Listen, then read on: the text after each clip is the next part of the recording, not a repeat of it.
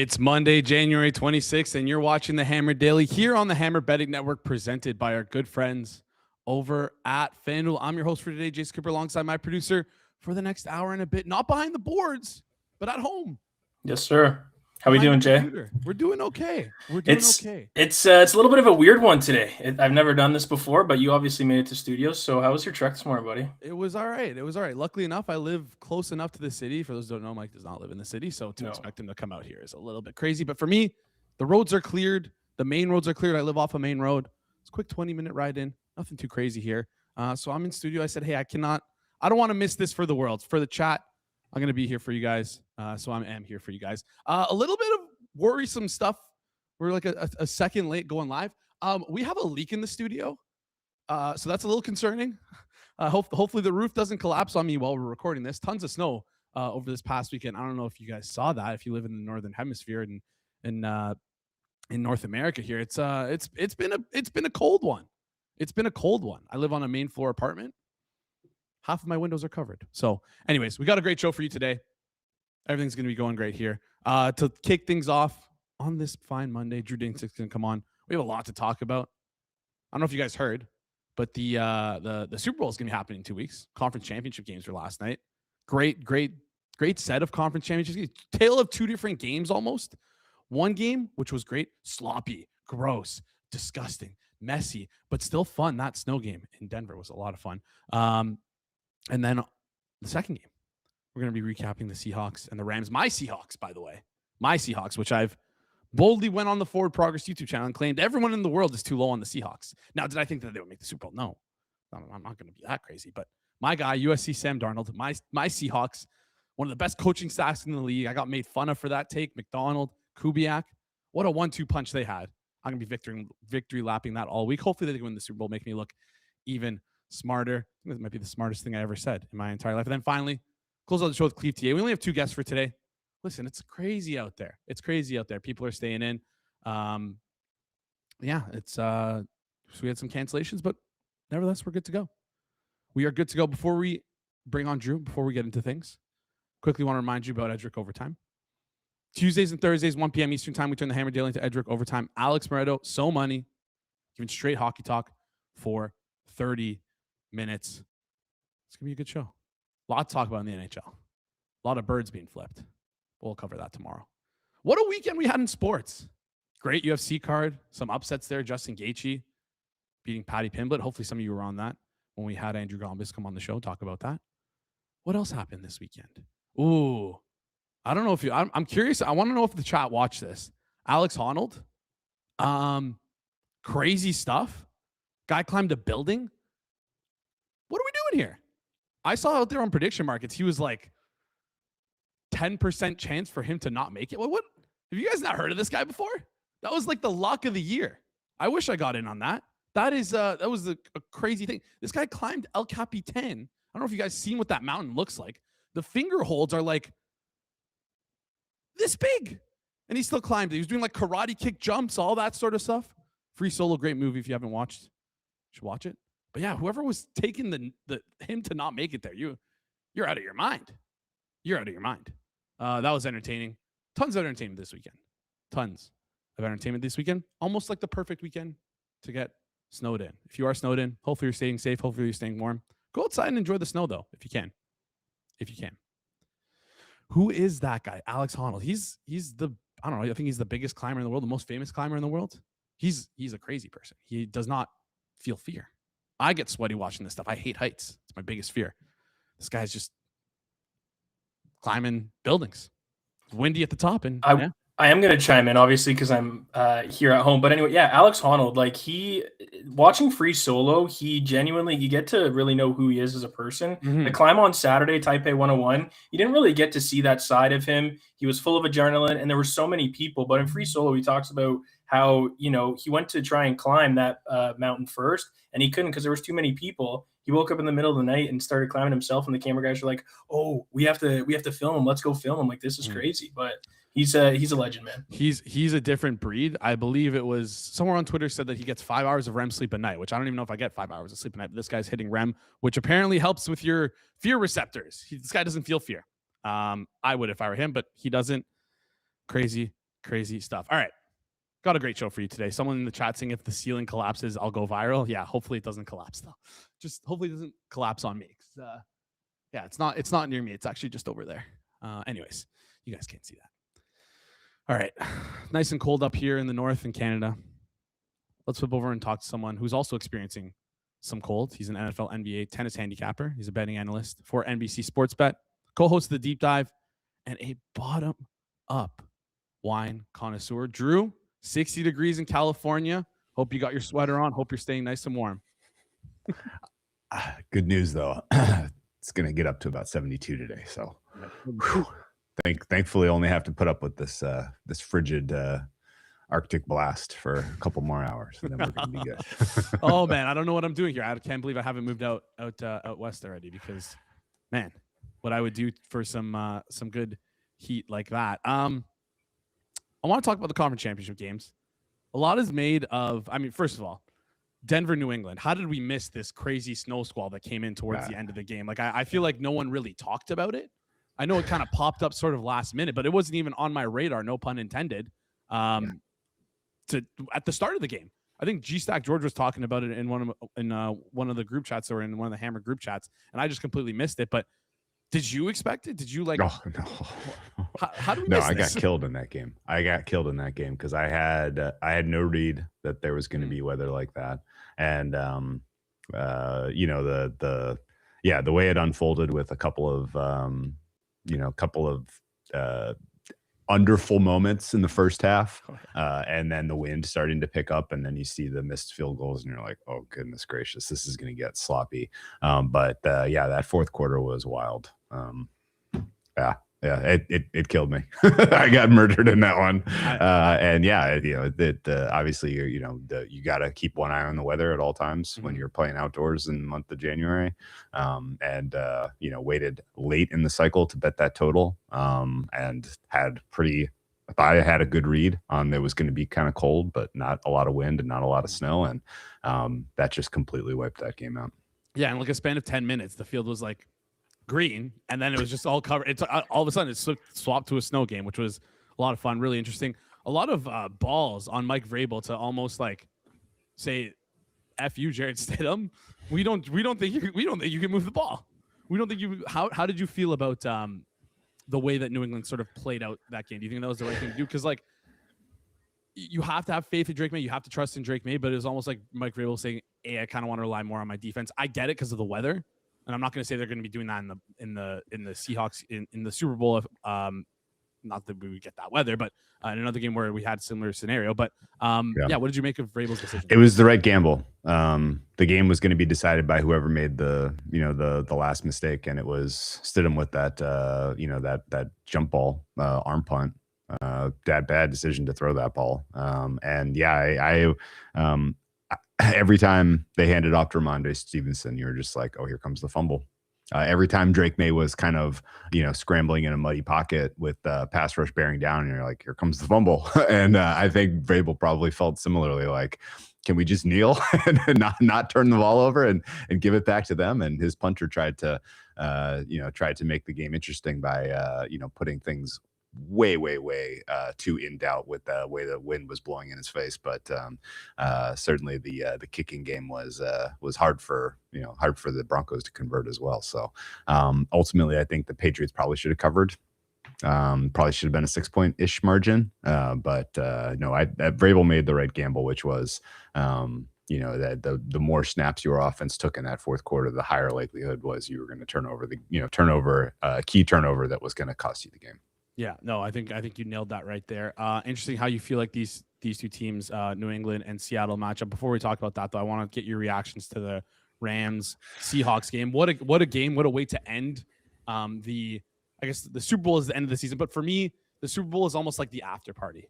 For me, the conference championship to me is the real end of the season, because the Super by the time the Super Bowl comes, we're done. We're done. Hands are off.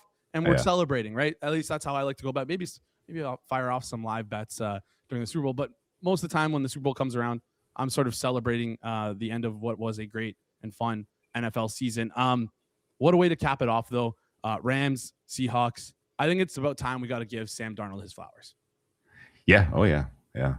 His efficiency and his ability to really kind of just play through what was pretty strong pass rush for the Rams, I thought was the key for the game.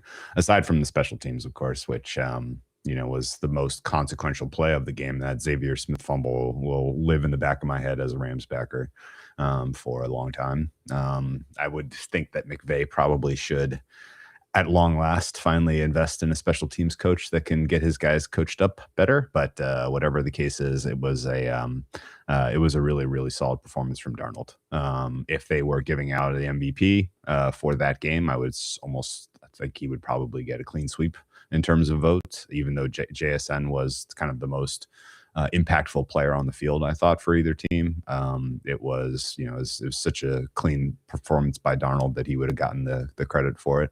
And in general, the fact that he no turnovers despite being under pressure on a lot of high pressured dropbacks was I thought pretty important part of the game. Clint Kubiak cooked up a masterpiece in terms of his play calling. I thought leaning on the running game early and trying to get physical really kind of put test the Rams kind of fitness and fatigue after 3 weeks of travel, 5 and 6 weeks of travel. Was a great call. And then some of the route running by JSN will go down as as good as we've seen all season by any player, and had tipped to the Seahawks offense for finding their way into as many points as they did, because they needed all of them. That was definitely a game that could have gone against them with that amazing defense getting pressured by the Rams throughout that contest. So great way to end a really, really, really fun NFC playoffs. I will have long, fond memories of Chicago Packers, Rams, Panthers was a good game. Rams, Bears was amazing. And then, this NFC Championship game was a perfect send-off. So NFC playoffs delivered exactly as was the hope. Yep. And it's almost like the AFC gave us exactly what we were expecting, and just absolutely low scoring, defensive, sort of defensive games, just gritty defensive games. What also, shout out to Kubiak for, we've been clamoring for Rashid Shaheed deep ball for since they traded him. And it's like, I feel like a little bit of copium sent in with some like Seattle fans from what I saw on Twitter. It's like, okay, maybe we're not going to get the Shaheed deep stuff, but at least he's going to come in. He's been a great special teams, great returner for us, which I think was pretty undervalued at the time of the trade. Like, gotten a couple of return touchdowns here for them. Shout out to Kubiak for finally dialing that up. Finally found that. And then my question here, though, is where do the Rams go from here? Because this could be like a very big crossroads for them. And they might run it back next year, but like, what happens if Stafford retires? What happens next for them? Yeah, they have a pretty decent amount of draft capital because they get the Falcons pick and their own pick. They could package that up and get a quarterback in this draft to be the heir apparent. My guess is Stafford played so well this year that he'll run it back for one more year. I would be pretty surprised if he just hangs up the cleats, considering that they are, they were right there, right? Like you stop a 2-point conversion in a Thursday night football game, week 16, and you're hosting this game, and you are, you're the rested team, and Seattle's on fumes, and the fact that the margins were that close, I think, is enough to get him to make another run at it. But I would expect that they draft a quarterback at some point. It is in this cycle, and try to develop him to take over for Stafford after he probably has one last run next year. Yeah. Drew, I'm making a pact right now with you. I will not fall for the off-season Matt Stafford back injury news that we seem to get. We got last year, and we're probably going to get this year. We're making a pact. All right. We're not falling for it this year. We're not falling for it this year. He found the right medical solution, whatever that was. I think he was. I think he told me he started sleeping on a board. That's what it is. Oh, yeah. Okay. Bed. Yes. Yeah. Yeah. All right. Let's talk Super Bowl preview. Seahawks, Patriots. Initial thoughts when you hear these two teams facing off. Where does your mind go? What matchup are you most looking forward to? What matchup are you most interested in? JSN versus Christian Gonzalez. That's going to be awesome. That just from an entertainment standpoint, that's going to be awesome. I think JSN has the advantage there. That's going to be fun though. The Seattle D line against the Patriots O line. that's going to be fun for anyone who bets Seattle. I think I'm intrigued to see what kind of the plan is from Josh McDaniels. My guess is he's going to have a pretty mixed bag of passing attempt heavy offense for Drake May. A lot of short stuff mixed in with some shots, and that might work. Certainly, if Drake is having a good game, this could be a competitive one. Our opening numbers in the 5 range felt a little bit, kind of recency biasy from the Seahawks winning that contest, and the Patriots looking kind of bad. So I get why they opened it a little higher than what was expected, and it feels like most of the market move we've seen today coming back down to the 4.5 range is just like a little bit of gravity towards what the look ahead was, which was like around 3.5. I think the Seahawks are the right side. I don't think there's much in the way of kind of belief in the Patriots being able to take their offense up a step facing an even tougher defense.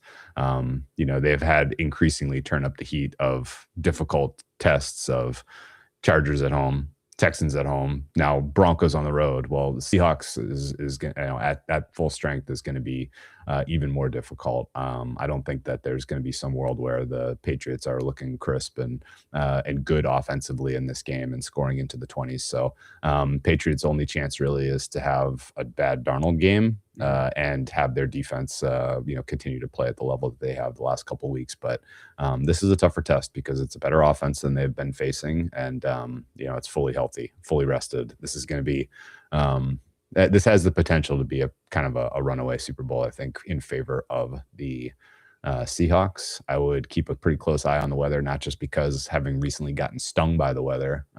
This is an outdoor game in northern central California in the month of February. Like, there could be a surprise atmospheric river that either makes conditions on the field very wet or does really affect the game with wind and rain. So 2 weeks out, you got to kind of do some long-term weather forecasting to have an idea of what's going to come. But that would keep me away from betting totals or props until we have a better handle on where that's going. If this is just a totally neutral game state, my head pretty clearly gravitates to Patriots running backs are going to have a very tough time getting anything going on the ground. They'll be pretty effective through the air, I would guess. So receiving, not rushing for guys like Stevenson and Henderson. If Henderson even gets snaps, Drake May probably going to be pretty effective on the ground. I would guess Drake May's passing attempts is going to be a little bit low relative to what a neutral game state should suggest for this Patriots team. And especially if the Patriots are at a deficit in the second half here, you could see an uptick in his pass attempts. So Drake May kind of getting into the mid 30s feels right to me. And then Seattle, the big questions for me on Seattle are really, can JSN be singularly great to take the credit away from Sam Darnold and win the MVP, a la Cooper Kupp, 5 years ago, whenever the Rams beat the Bengals. I think he is and could be good enough. I would probably carve out 80% of the Seahawks MVP equity and split it pretty evenly between Darnold and JSN right now. And then on the other side of the equation, if you like the Patriots, Drake May MVP is a pretty solid proxy, because I don't think the Patriots are winning this thing without him having a clean, excellent day. But I also don't think that's going to happen. So, I'm going to sit on my. I'm going to probably just watch for a live entry on Drake May MVP if they're down by a score or two in the second half of this contest, and then maybe you're getting him at like 12, 15, 20 to 1. And if he comes back, it would be all his for the taking. Oh yeah. As you mentioned, a couple things right there. We thought we would see the blood dumps for the running backs in New England, but again, the weather I think kind of got in the way of that. But I think that's the best way we think McDaniel will handle McDonald's defense. Sure. I think that's a great way to go about things. And then also, like you mentioned, the Super Bowl MVP, just looking at the market right now, Sam Darnold's plus 125 to win the MVP. Drake May plus 230 compared to that plus 190 price on New England money line. Should probably be a little bit closer. I would say. I think that maybe is just like a little bit too far away. And then, like you mentioned there, JSN plus 500. That might like you like that. That's a little interesting for you. I mean, he was so outstanding yesterday. He looks incredible. No, you're He right. looks good. And like it He always looks good. it feels like 70% of Darnold's yards. Maybe that's wrong. I don't know what the exact number is, but 70% or 60% of Darnold's yards are always funneling to JSN. He's just the target hog, gets open, and a lot of credit could go his way. So it'll be interesting to see how that goes about things. How do you approach some of these novelty props here in the Super Bowl? I know it's really early on.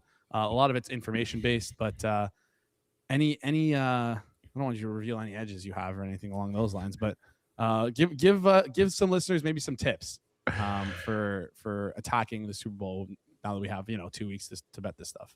Yeah, get the information. Get it. However you get it. Mm-hmm. Ask the right people. Don't be a pest, obviously. Mm-hmm. But there are all of this is solved. Mm-hmm. I don't think I've ever made a speculative bet on a halftime prop or a Gatorade prop or a anthem time prop. Like all of it is, wait for the rehearsals and get the info. All right. I think that's the right way to do it. Also, if you do have the info, don't tweet it out. No. Don't tweet out. Reach out to DM people on Twitter. Selectively share it. Right. There you go. Selectively share it. And I don't have the same sort of clout as like a Pizzola has in terms of like getting people liquidity on novelty stuff like that. But that's how you get the information really is people are like, hey, I have it. How do I make money on this? And then they'll do the work. Not do the work for you, but you did the work for them. So exactly. Back, you scratch mine. Exactly. It's a symbiotic relationship of information and liquidity. I love it. All right. I want to talk a little bit about Australian Open. I know, I don't know if you want to talk too much about that. We can skip over it if you want, if you have any opinions. Yeah. Australian Open doesn't start for another week. Oh, okay. So I'm joking. It starts. It's well underway. I know. Alcaraz dinner is coming, and I don't know, man. Djokovic is playing better than I thought he was going to play. Mm-hmm. He could give Sinner a test, I guess, but yeah, I like the general kind of form that you're getting from both Alcaraz and Sinner. This is going to be another classic in their budding rivalry. I'm heavily staked Sinner. I'm heavily staked Sabalenka. Both their prices are about what I bet, so not a lot has changed. The case for Sabalenka is more straightforward. She's on the opposite side of the draw as Iga and Rybakina. One of those two women will knock out the other one, and then that will just put equity into the Sabalenka bucket. I'm hopeful for a Sabalenka-Iga final because that would be a pretty good advantage for Sabalenka. Rybakina, if she comes through, she's going to have two tough ones with Iga and potentially Anisimova those next two rounds. Mm-hmm. So she might be just a little bit out of gas by the time she gets to the final against Sabalenka. But Sabalenka's path is much more straightforward, and she is playing phenomenally well right now. She hasn't lost a tiebreak in 20 straight Grand Slam tiebreaks. That's an all-time record. That kind of tells you that she can flip the switch when she needs it. Right now, her neutral rating as a player is the highest of her entire career. So she is literally at her peak right now. I have staked some kind of exotic stuff, like she's going to win 3 or 4 slams this year. I could see her doing a little historic run here because she's playing that well. All right. Would she be your favorite female tennis player? Yeah. Yeah. Okay. Yeah, for sure. All right. I mean, we'll see if she comes through. If she comes through for me, yeah. If she loses, then we revisit that. I got a question for you here because I think we might have found I would say a decent bet on FanDuel here. You can get big guns versus the field for the women's the lady side of the Australian Open. Price right now, Sabalenka and Iga -140 for either of those to win. I feel like that's better than maybe what you're currently getting. Boy, that's you only get those two. I mean, the problem is that it is effectively chalked out. Mm-hmm. We're down to 8 women, and they are effective. They are pretty close to the best 8 who are coming in. Eva Jovic is the only slight outsider, but she was my number 1 rated player in that section. So this to me looks, I mean, it's effectively chalked out. So you're not getting a ton of equity just by taking the 2 top. And Iga. I mean, what's Iga's? Is she might not even be the favorite against Rybakina. I think I would probably make Rybakina a small favorite in that match. Interesting. So I would just single Sabalenka over the guns. So interesting stuff here. I think I always like to see look at the stuff. So both Iga and Rybakina are both plus 550 to win the Australian Open, but Iga is slightly more favorite to reach the final at plus 175. Interesting stuff going on.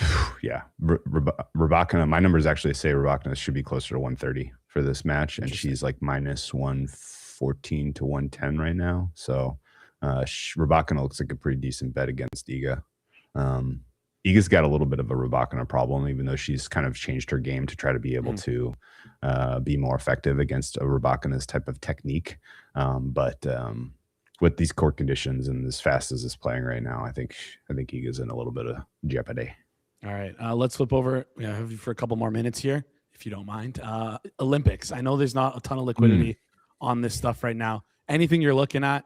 I know I can talk through some ice hockey with you, but that's probably the big sport that I have. There's only one. There's only 2 golds at stake, so that's the last. The most of the liquidity that I'm going to get into for this is going to be the gold medal markets. Usually, that's just usually the way it goes. Yeah. And the sports that have huge amount of gold medals awarded are skiing and sliding and biathlon, cross country. And I think in general there's sort of kind of expertise of countries in specific disciplines. Like the Germans are incredibly good at sliding. They'll win 7 or 8 gold medals there. That sliding, of course, is luge, skeleton, bobsled, men's and women's. And the Norwegians have an absolute lockdown on biathlon and cross country skiing. The Americans and Canadians shine in the freestyle and snowboarding events generally. And then right now, USA is a little low in terms of most gold medals, I think. People are kind of expecting sort of the lull of kind of lackluster performance of USA over the last handful of winter and summer games is going to continue. But they have an absolutely star-studded figure skating team this year. They're going to win 4 golds in figure skating alone, which is really, really kind of an outlier high for U.S. figure skating.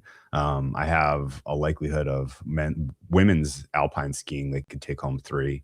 I think the freestyle skiing and snowboarding, you're going to get 6 U.S. golds between those disciplines, and then you just need a couple of randos to get into the 20s where you're going to need to get to have the most gold. So I like a little long shot price on USA most gold. But that said, you're probably going to get a better bet on that in the middle of the Olympics as far as price goes, because the Norwegians are going to be front loading of all of these cross country and biathlon gold medals in the first week of the Olympics, and a lot of the USA golds are going to come week 2. So I think you can be a little bit strategic about market entry on USA most gold and maybe get like a 10-1, 12-1 type of price at the halfway point. All right, perfect stuff there. If you had to pick one sport for you to be, let's say, to be a podium finisher for any of these Winter Olympic sports, which would you choose? Like, just boom, you have the skills in you right now. Yeah, USA. Me personally? Yeah. Oh, downhill. Oh, alpine skiing, no question. Okay. Not even close. Yeah, if I could compete at downhill or Super G, like, oh man, that would be so fun. Like these guys are going like 90 miles. You're 150 kilometers an hour. Like that's 90. That's not that fast. Yeah, 150k an hour. That's incredible. I'll be there for women's alpine in Cortina. I'll get to see some curling. Get to see some sliding, and I'm very, very hopeful that USA women's combined. They do a combined where they take the time of the fastest downhill and fastest slalom So it's like a relay of women. And Team USA is probably going to be Lindsey Vonn and Michaela Schifrin. And it would be pretty amazing if those two women won gold together in the combined. So I'll be there for that event in particular. That's what I'm looking forward to the most. And go Team USA. All right, go Team Canada. Love that. Are you a skier, by the way? You strike me. Yeah. Oh yeah. I mean, we were joking about the weather off the top. I was just in Mammoth over the weekend. It was 20 degrees the whole time, so I'm actually kind of winter hardened. 20 degrees Fahrenheit. So, we're like minus 3 or 4 Celsius. That's a good day up here in Toronto. Anyways, Drew, I appreciate you joining the show. Appreciate you coming on this Monday. Stay warm out there, out in California, when it's going to reach 72 degrees. And we'll chat soon. Appreciate you joining the show. Hey, good luck breaking down the game. Appreciate it. Awesome stuff there from Drew. As always, great stuff. Before we get into our next guest, before we bring on ClevTA, before we do Guess the Line, it's the last call for football on FanDuel. And one final Sunday, one last kickoff, the final chance to place your bets before the NFL season closes its tabs. I don't know how you guys feel about football ending. For me, it's bittersweet. It's been a long season. It's been a great season. I've had so much fun doing these shows, hanging out with the chat, doing the watch-alongs. And it's always a little sad when it ends. But it's also a little sweet too, because you look back, you remember the good times you had on the way here. This is Super Bowl 60, and FanDuel is making sure you're in on it. If you're a new customer, bet $5 and get $200 instantly in bonus bets if you win. So whether you're backing the favorite, riding with the underdog, or building one last same game parlay, make it count. Because after the lights go up and the season's over and football is officially done, it's the last call for football on FanDuel, an official sportsbook partner of Super Bowl 60. Visit FanDuel.com/forwardprogress to get started. 21 plus and present in select states. For Kansas with affiliation Kansas Casino, 18 plus and present in DC, Kentucky, or Wyoming. First online real money wager only. $5 first deposit required. Bonus issued as non-withdrawable bonus bets, which expire 7 days after receipt. Restrictions apply, including see terms at sportsbook.fanduel.com. Gambling problem? Call 1-800-GAMBLER or visit rghelp.com. Call 1-888-789-7777 or visit ccpg.org/chat in Connecticut or visit mdgamblinghelp.org in Maryland. Hope is here. Visit gamblinghelp.org or call 1-800-750-50 for 24/7 support in Massachusetts or call 1-877-8-HOPE-NY or text HOPE-NY in New York. All right, we're going to bring TA on in just a second. Before we do, we're going to play a quick game of Guess the Line. All right. What's up, Jay? Here's the thing. I know Drake May's past attempts. Yeah, you know what, man? This is football stuff, obviously. We were running through this pilot stream earlier. So you know what? Let's we'll do. I was looking last night or early this morning, and we're actually gonna switch. We're gonna stay with Drake May. Okay. But we're actually going to go to his longest pass completion. Okay. Longest pass completion. So ignore pass attempts. So yeah, give me a number. Yeah, I'm just gonna shout out the 30.5 pass attempts, which is what it was. Because guess what we talked about with Drew, and I was just wanting to make sure that I had the right number there so I could tell the chat. Longest completion. Longest pass, yeah. 32.5 passing yards. Or 32.5. Higher. 35.5. Okay, you got your window. Oh, 33.5. Bang, winner. Hang on. And all right, we're moving on to the hardwood here. I think you've been getting better with this one, obviously with the helps of George sometimes on Fridays. Mm-hmm. Oh yeah. So we're gonna go to Tyrese Maxey. If you know anything about ball, you might be able to answer this one fairly quickly. So yeah, give me Tyrese Maxey's total points over under. Any injuries today for the 76ers? Not that the board's reflecting right now. Okay, I'm assuming Tyrese Maxey's a starter, and I know he's a former. I think was he. This guy's actually wait. Your computer's open, bro. I forgot. I'm not even in studio. You're probably looking at BetStamp Pro. No. Okay. No, I'm looking at the chat. I'm looking at the chat right now. I see Colt saying 34.5. Beat you to it, buddy. Let's go with 22.5 points for Maxey. Okay, so 22.5 points is your low, and Colt's answer is your high, so it's in between. Oh, wow. I think Colt's answer was for the pass attempts. So we got the 34.5, we got the 22.5. That's your window. 26.5. So higher, it is 31.5, juice towards the under. Okay. Maxey's a dog, man. He's just a point getter. Okay, we're going to go to Luka Doncic, sticking with the hardwood. We are going to his points, rebounds, and assists. They're playing the Chicago Bulls. And sorry about that vibration there. Good. Let's go. Yeah, points, rebounds, assists for Luka Doncic. Like, I swear Doncic is always in like the high 30s, 40s. So like 38.5. Okay. Good start. Higher. Okay. I feel like that was too low. Doncic is a dog. I didn't want to say like 50 because that's crazy. 44.5. It's higher. It's 50.5. Wow. All right. Well, juice towards the over. Wow. Okay. Well, there you go. Doncic is a dog. Doncic is an absolute. Not bad though. Not bad today. Good answers. All right. Let's bring on our next guest here. He's an NFL bettor. Does some good stuff on his website over at Clevanalytics.com. The biggest Browns fan that I know. TA, how's it going? Jason, you basking in your glory of Sam Darnold and the Seahawks? You're damn right I am, TA, because you know what? I always listen. If you're not reading TA's season preview to prep for this season, you just do things wrong, in my opinion, at least. You do a great job with those season previews. You nailed a bunch of stuff. One thing I said you need to flip was where you had the Cardinals and where you had the Seahawks. Listen, I wasn't out here saying the Seahawks would win the Super Bowl. I'm not gonna lie. I said, guys, we're too low on the Seahawks here. What's going on?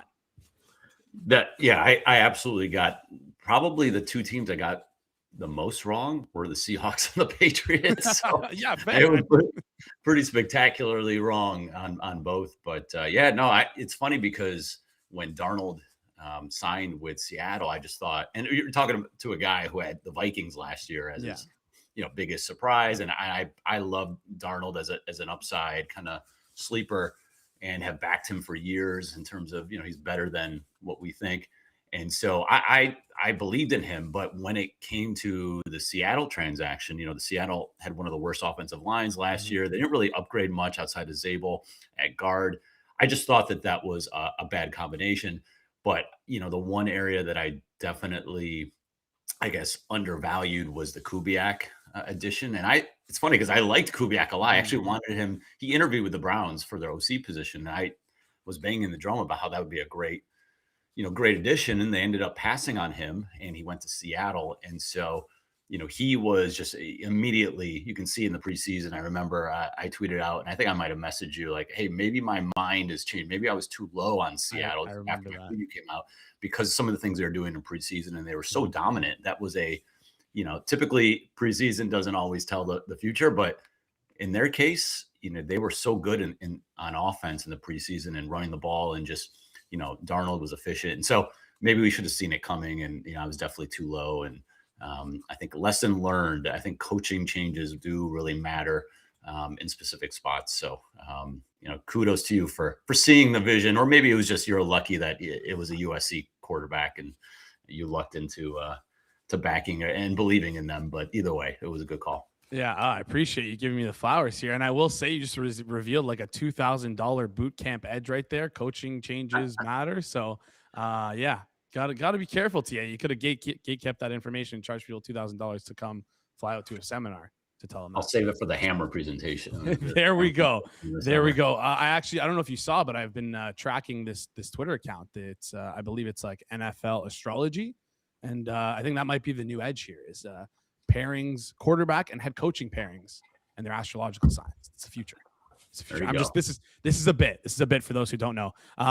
Anyways, a lot has been made, TA, about the outdoor games in the playoffs. I was on here with Drew talking about how did we miss the snow coming in that Denver game? I don't know if you missed it as well. I missed it.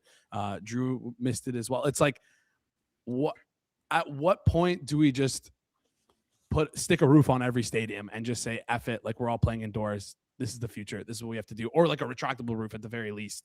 Are you an enjoyer of these outdoor playoff games, these potential snow games when, basically the most important, most critical points of the season for these teams might be dependent on the weather?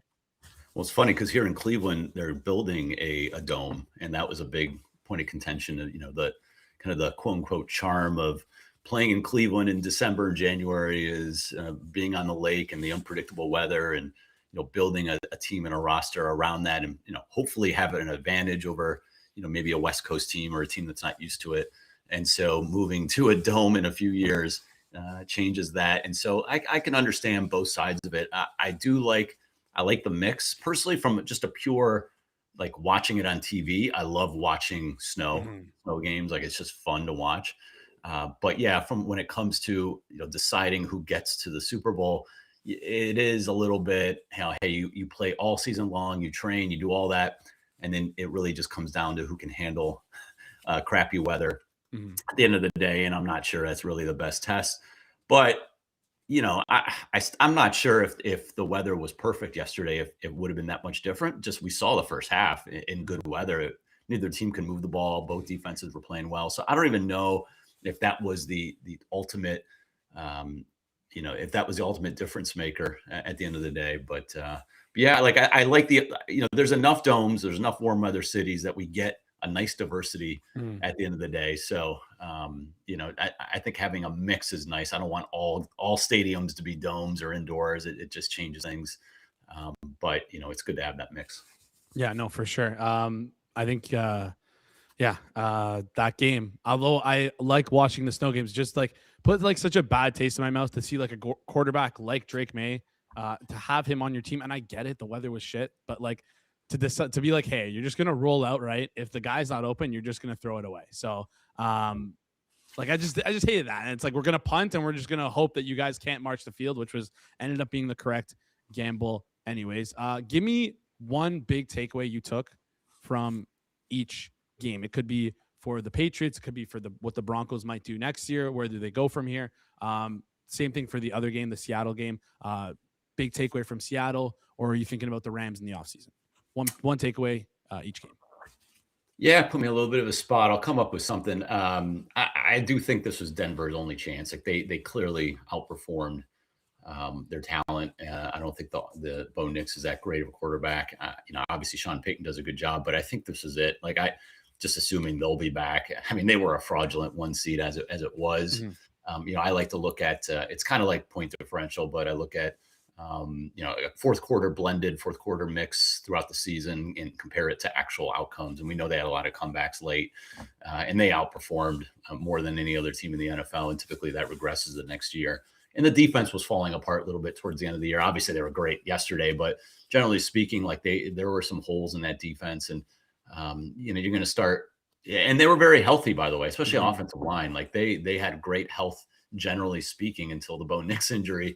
So all that stuff typically regresses from year to year. And so I don't think that they're a team that is, bound to be back to the, a home playoff game in the AFC title game again. So I think from that perspective, that was their one chance and they kind of blew it. So, and then from the NFC, I mean, Seattle, obviously, I thought the Rams heading into the playoffs were the best team in the NFL. Obviously, Seattle right there too. But I thought it played out as we expected. It was just an awesome game, and it was kind of coin flippy at the end without the not converting on that fourth down, which I thought was the right call for the Rams. But Seattle, outside of the games against the Rams late, and I only use them as an outlier and excluding them because the Rams are the best offense in the NFL. McVay's the best, play caller, play designer, etc.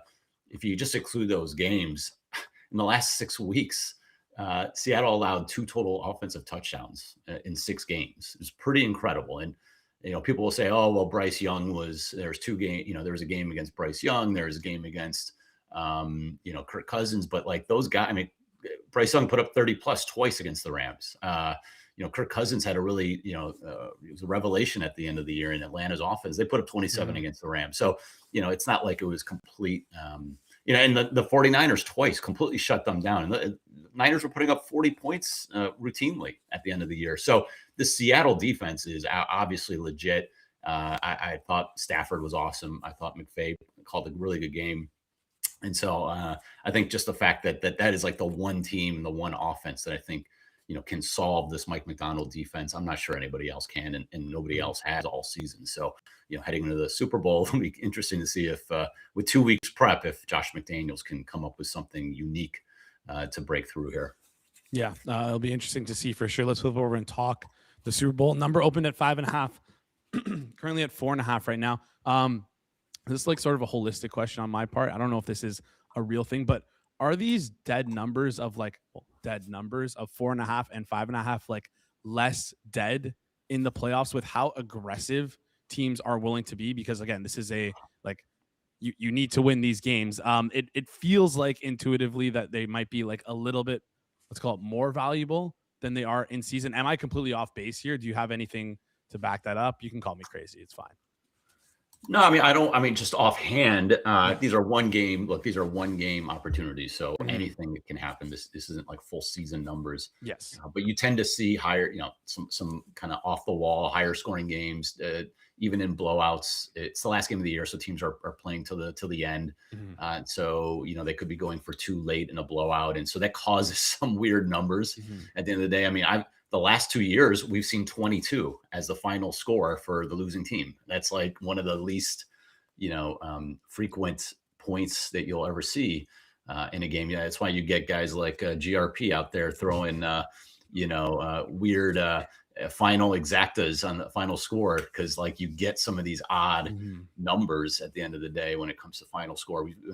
Kansas City, Tampa a couple of years ago when the Chiefs got blown out, it was 31-9. Like there's some odd scores out there. So I think, you do get some final results that are a little bit quirky. And again, just being the fact that it's, one game, it's the last game of the year. You might get some fluky things at the end to cause some of the numbers to shift a little bit. I think there could be some merit to that, but I just haven't dug in enough to see, how often a key number hits or not. No, I just had to put you on the spot there because it's just something that's kind of been in the back of my mind throughout this playoff run here. Quick, your thoughts on this game? Seahawks right now 4.5. Give me your opinion if you have an opinion on the spread right now.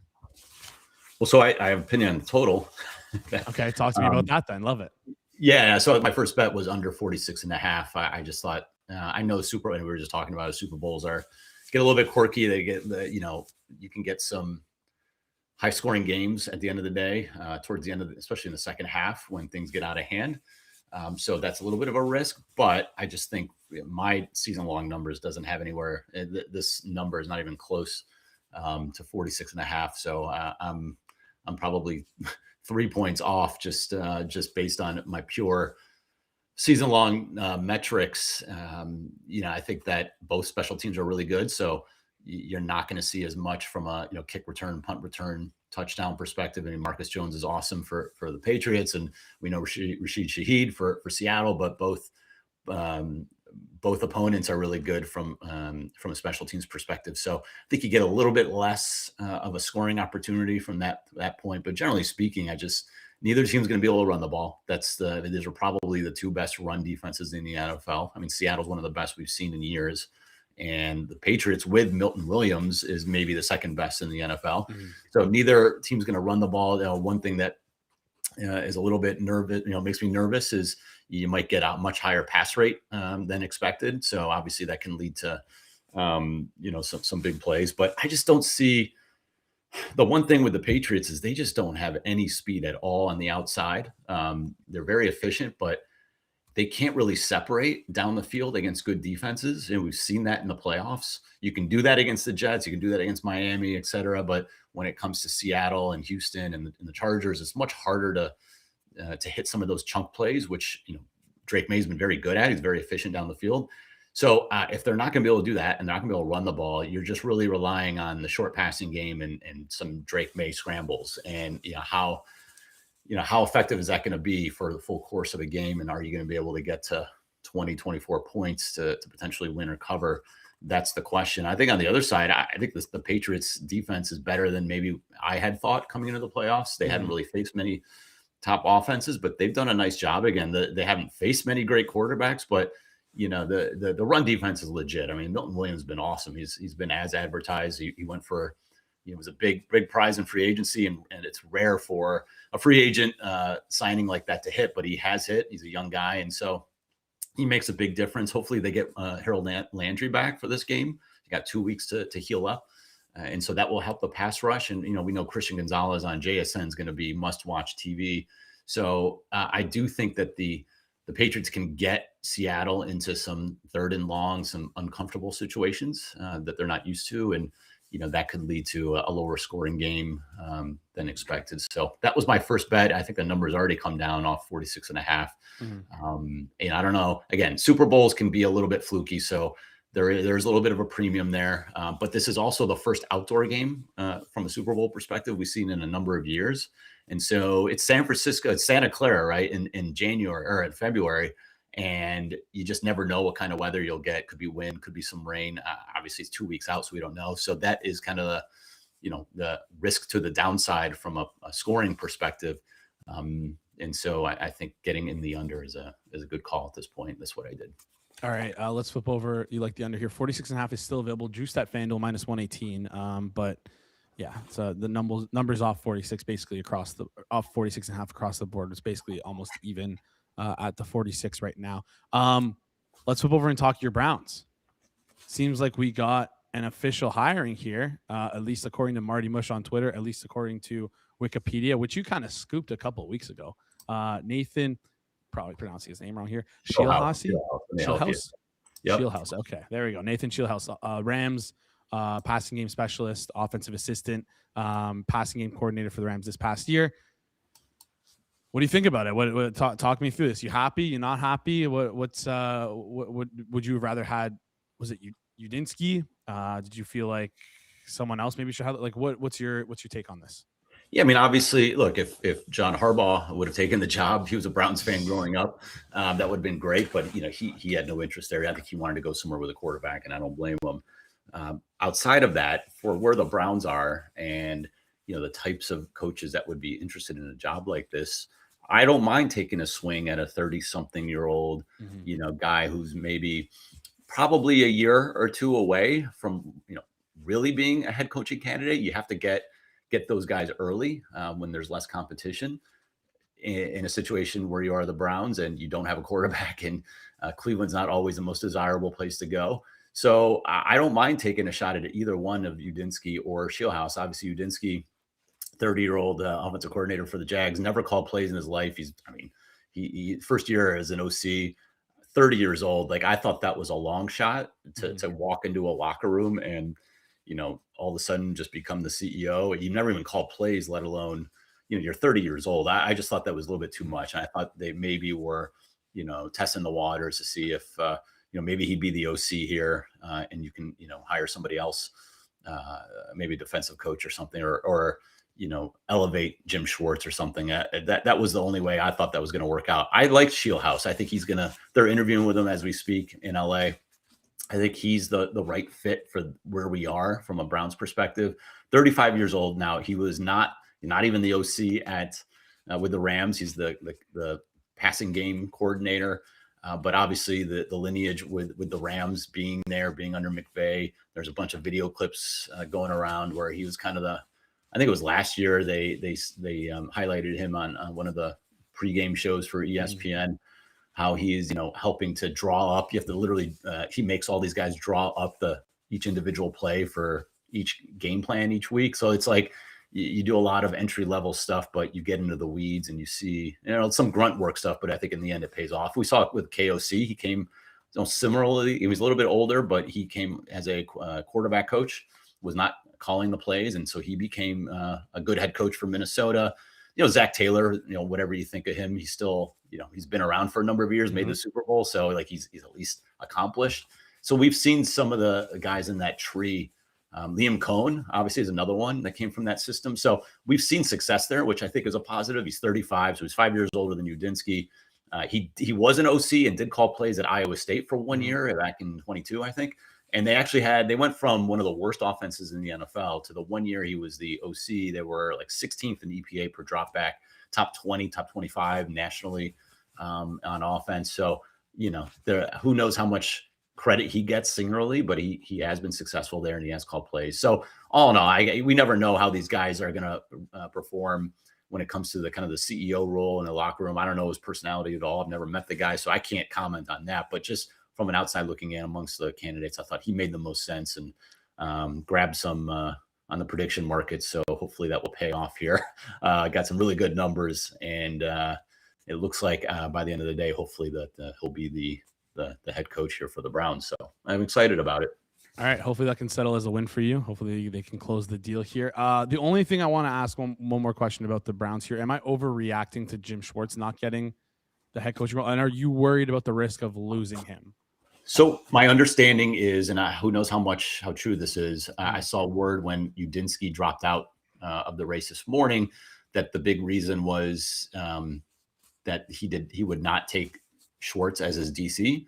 And he wanted to bring somebody in from Jacksonville. Interesting. That, who knows if that's true or not. I also heard that Jacksonville just came back with a big raise to keep him as OC. So again, that's subject to conversation. But it did sound like the Browns really wanted to marry a young, up and coming offensive coach like Schillhouse or Dinsick with Schwartz. Probably make Schwartz the highest paid DC is my guess. Kind of give him that power. Maybe give him some sort of control over the defensive roster or something. I don't know, like give him some extra a bonus for kind of going through this process. I mean, look, he wasn't a candidate anywhere else. He hasn't been a head coach for a number of years. He was a bad head coach with the Lions back in the day. So like he only has so much leverage here. And so he has a good gig. And if they increase his pay, give him some other responsibilities, that'll probably keep him here with Schillhouse. Sounds like Schillhouse, was interested in keeping him. So that would be a positive. And then it's just a matter of who the OC would be. But I do think that's a really good marriage. And for Browns fans like myself, you need to surround him with veteran coaches because he's doing this for the first time at 35.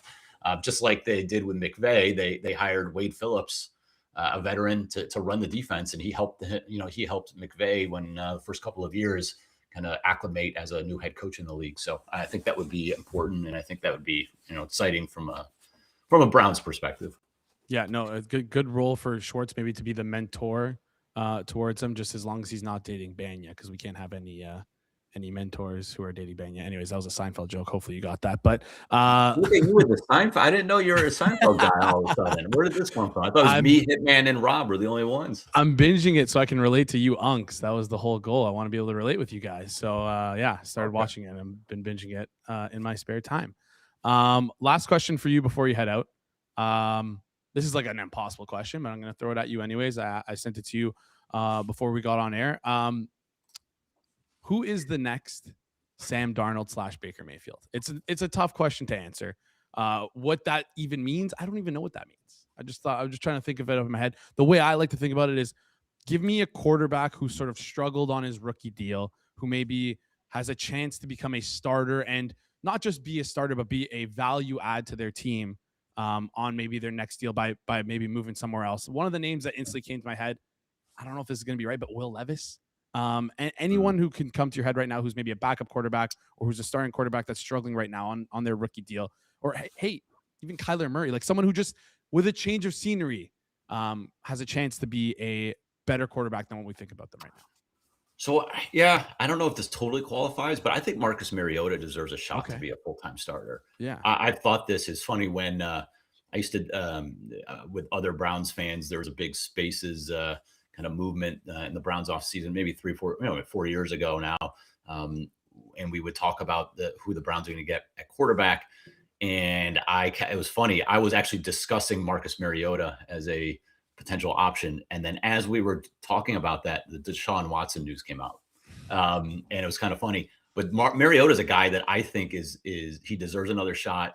He's played well. I mean, we saw this year, even in a bad situation with a lot of injuries, when Jaden Daniels was out, he outplayed Jaden Daniels this year. Mm-hmm. I thought he was pretty good. He pushed the ball down the field.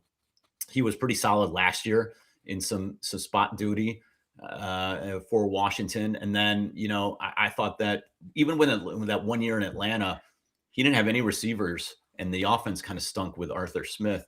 I thought he did okay before they put in Desmond Ridder, but he did good enough. Like, he's good enough. I think he's the best backup in the league, obviously.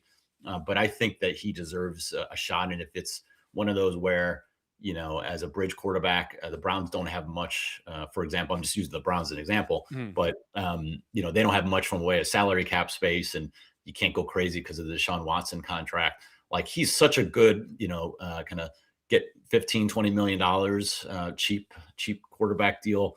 And maybe if you pair him with a really good offense, and some weapons, I think it's worth giving him a shot. Like that's my best guess. I mean, Mac Jones is going to probably get traded. Maybe a second round pick, third round pick is my after his success this year. I'm still a little bit dubious. I like Mariota. I think he can move the ball. I think he can push the ball down the field. And so he's my answer. But he's not as big of a bust, I think, as some other guys that you're thinking of. But I think that Mariota is a good one. I think that's a great answer there. A couple more in the chat. Malik Willis, Mariota mentioned as well. Malik Willis is a third round pick. Like, do we even count that? I'm thinking first round picks, Yeah, I think that's fair. I think it also is just you're at the whim. These quarterbacks are at the whim of the system they go to. Because Mac Jones, listen, he could go to, for example, let's say Stafford retires. He can go to the Rams and look incredible, right. Or he could I don't know. I'm trying to think of a team that comes off like maybe Arizona and.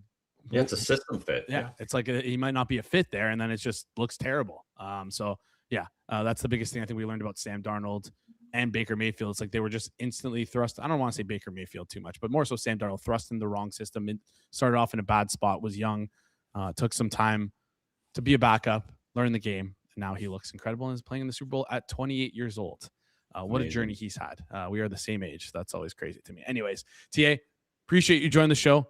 All the best to you. Hopefully, I don't know what the weather's like in Cleveland. Hopefully it's not as crazy. Oh, there's like a foot of snow down here, man. It's rough. All kids out of school. It's brutal, but we're used to it. So yeah, no, it's okay. And I work from home. So there you go. All right. Well, hope you're staying warm. Hope you're staying safe.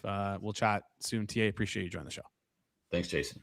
Awesome stuff there from long-time listener, third time or fourth time caller, TA, who loves to come in on his phone. Always love talking football with TA. And that's it. That wraps up today's show. It's 1:02. We got to get the heck out of here because Circle Back is live on the Circles Off YouTube channel. Make sure you go click that link in the description right now or the link in the chat.